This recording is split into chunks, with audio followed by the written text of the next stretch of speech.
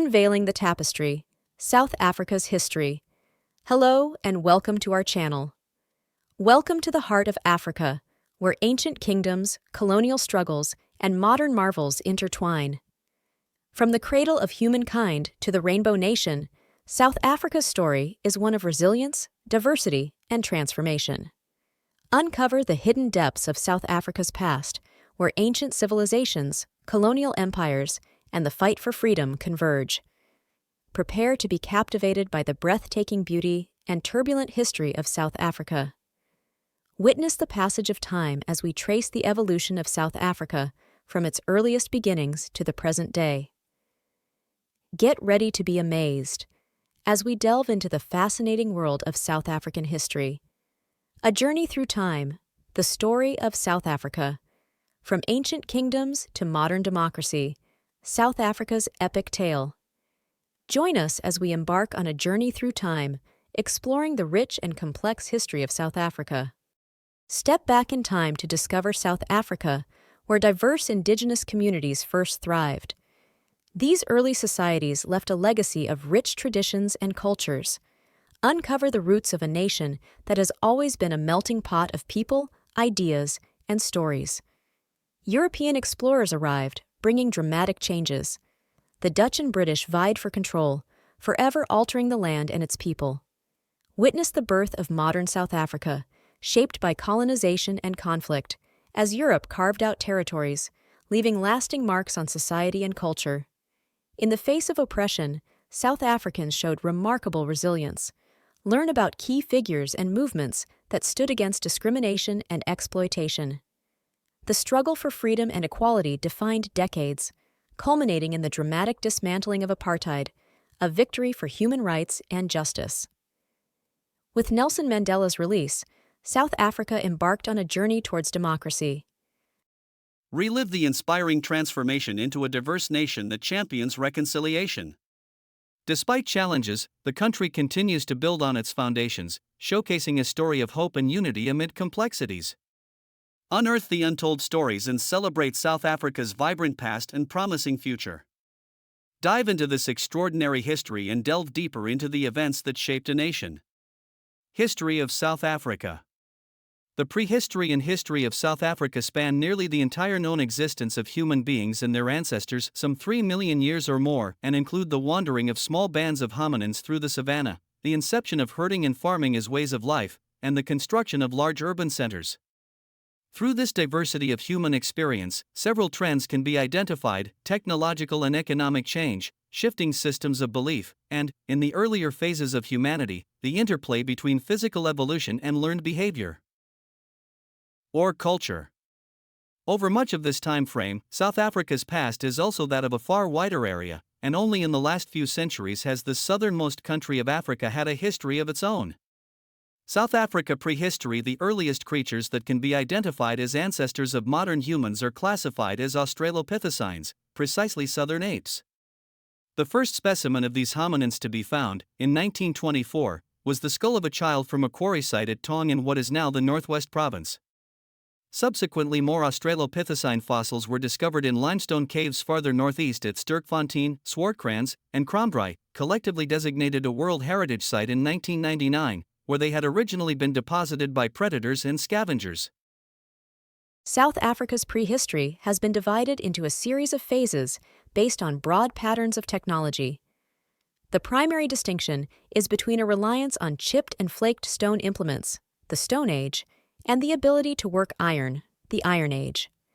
Spanning a large proportion of human history, the Stone Age in southern Africa is further divided into the Early Stone Age, or Paleolithic period, about 2,500,000 to 150,000 years ago, the Middle Stone Age, or Mesolithic period, about 150,000 to 30,000 years ago, and the Late Stone Age, or Neolithic period, about 30,000 to 2,000 years ago. The simple stone tools found with Australopithecine fossil bones fall into the earliest part of the Early Stone Age. The Early Stone Age, most Early Stone Age sites in South Africa, can probably be connected with the hominin species known as Homo erectus. Simply modified stones, hand axes, scraping tools, and other bifacial artifacts had a wide variety of purposes. including butchering animal carcasses, scraping hides, and digging for plant foods. Most South African archaeological sites from this period are the remains of open camps, often by the sides of rivers and lakes, although some are rock shelters, such as Montague Cave in the Cape region.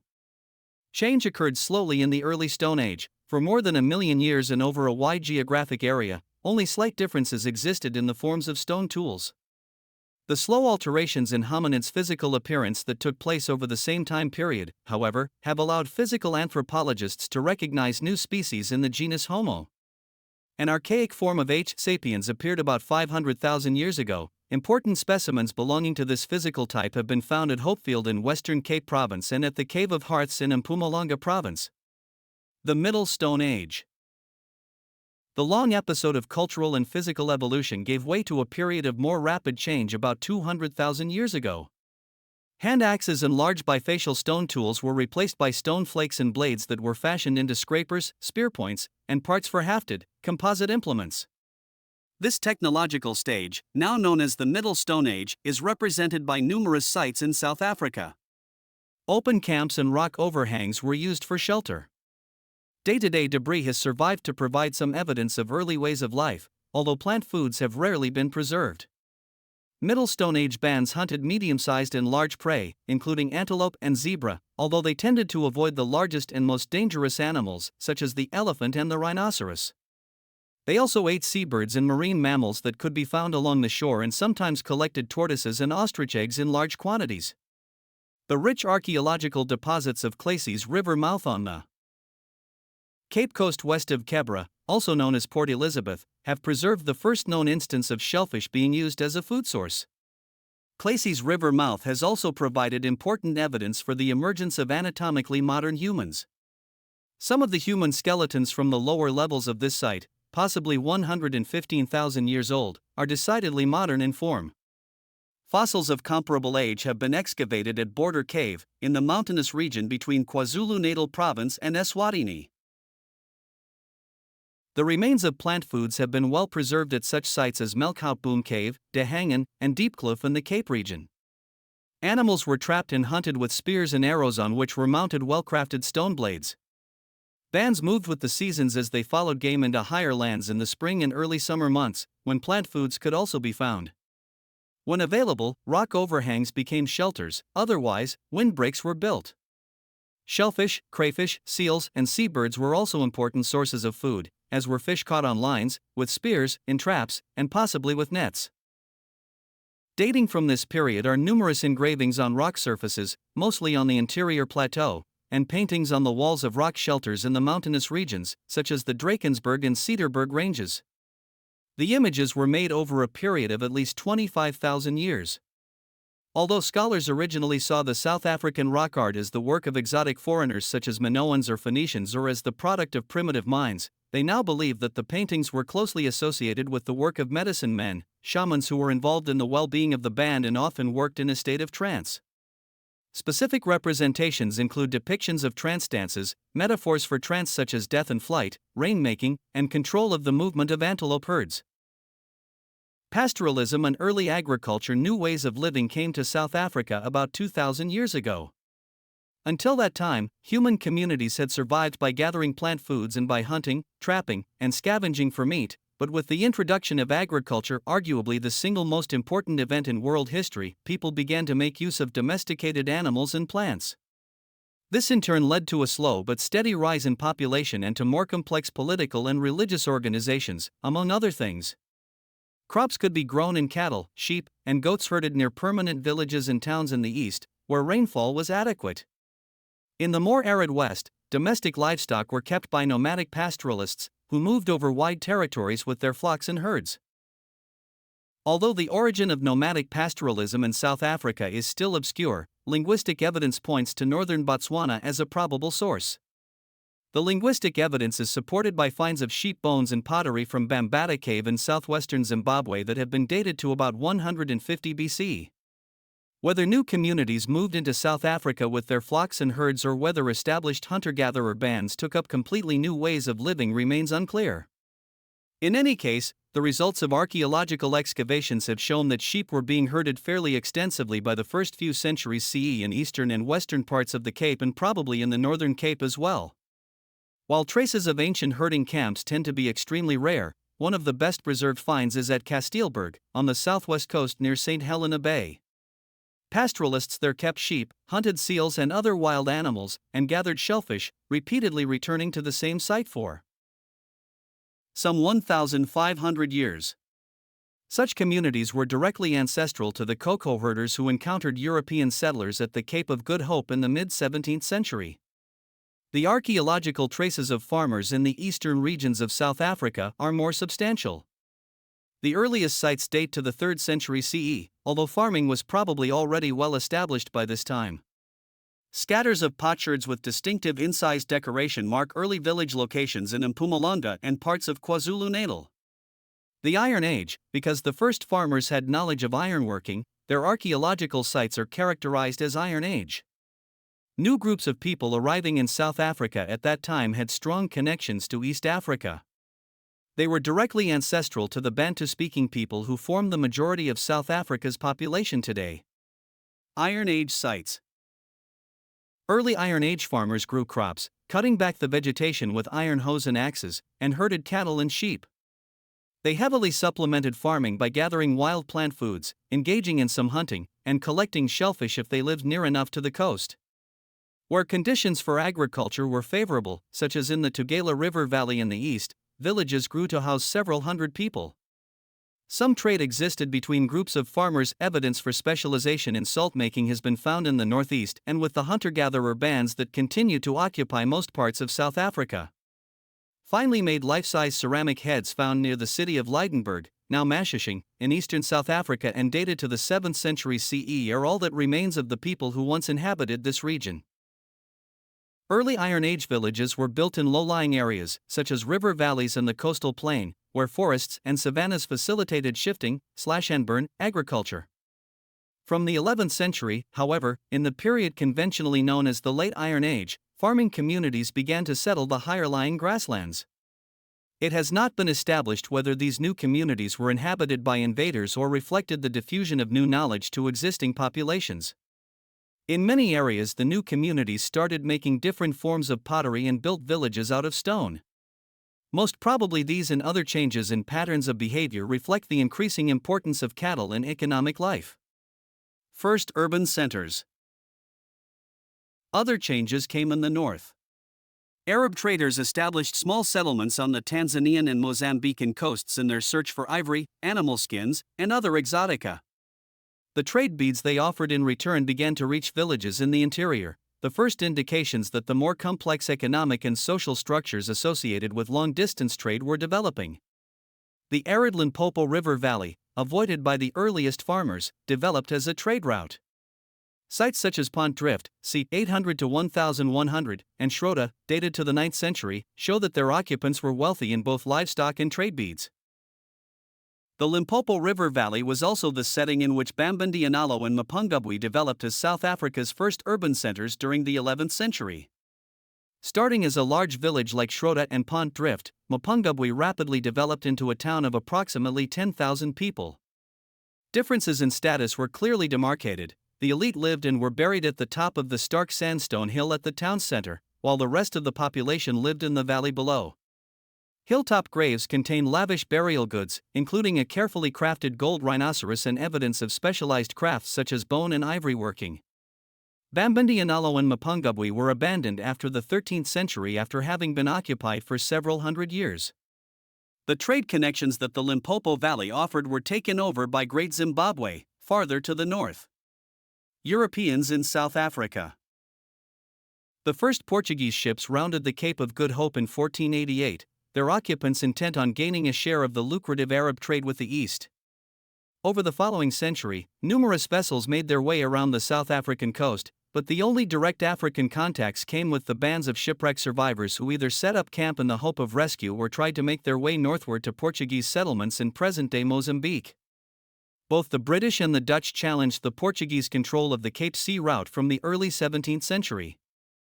The British founded a short-lived settlement at Table Bay in 1620, and in 1652 the Dutch East India Company set up a small garrison under the slopes of Table Mountain for provisioning their fleets. Settlement of the Cape Colony. The Dutch East India Company, always mindful of unnecessary expense, did not intend to establish more than a minimal presence at the southernmost part of Africa. Because farming beyond the shores of Table Bay proved necessary, however, 9 men were released from their contracts with the company and granted land along the Liesbeek River in 1657. The company made it clear that the cocoa were not to be enslaved, so, beginning in that same year, slaves arrived in the Cape from West and East Africa, India, and the Malay Peninsula. By the end of the century, the imprint of Dutch colonialism in South Africa was clear, with settlers, aided by increasing numbers of slaves, growing wheat, tending vineyards, and grazing their sheep and cattle from the Cape Peninsula to the Hottentots Holland Mountains some 30 miles, 50 kilometers away. A 1707 census of the Dutch at the Cape listed 1,779 settlers owning 1,107 slaves. In the initial years of Dutch settlement at the Cape, pastoralists had readily traded with the Dutch. However, as the garrison's demand for cattle and sheep continued to increase, the cocoa became more wary. The Dutch offered tobacco, alcohol, and trinkets for livestock. Numerous conflicts followed, and, beginning in 1713, many cocoa communities were ravaged by smallpox. At the same time, colonial pastoralists, the Boers, also called trekboers, began to move inland beyond the Hottentots Holland Mountains with their own herds. The cocoa chiefdoms were largely decimated by the end of the 18th century, their people either dead or reduced to conditions close to serfdom on colonial farms. The San, small bands of hunter-gatherers, fared no better. Pushed back into marginal areas, they were forced to live by cattle raiding, justifying in colonial eyes their systematic eradication. The men were slaughtered, and the women and children were taken into servitude. The trekboers constantly sought new land, and they and their families spread northeast as well as north, into the grasslands that long had been occupied by African farmers. For many generations these farmers had lived in settlements concentrated along the low ridges that break the monotony of the interior plateau. While it is difficult to make population estimates, it is thought that some of the larger villages could have housed several hundred people. Cattle were held in elaborately built stone enclosures, the ruins of which survive today across a large part of Free State Province and in the higher areas north of the Vaal River. Extensive exchange networks brought iron for hoes and spears from specialized manufacturing centers in the Mpumalanga Lowveld and the deep river gorges of KwaZulu-Natal. Thus, by the closing decades of the 18th century, South Africa had fallen into 2 broad regions, West and East. Colonial settlement dominated the West, including the winter rainfall region around the Cape of Good Hope, the coastal hinterland northward toward the present-day border with Namibia, and the dry lands of the interior.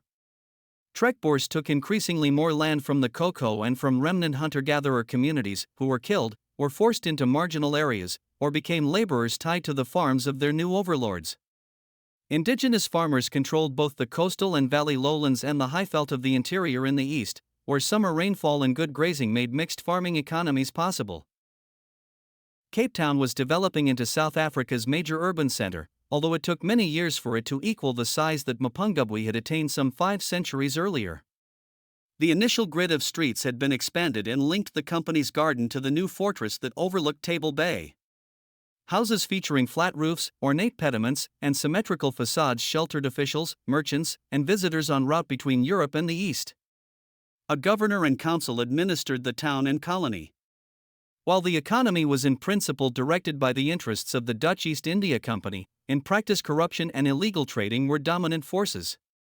Both the town and the colony existed in large part because of slaves, who by now outnumbered their owners.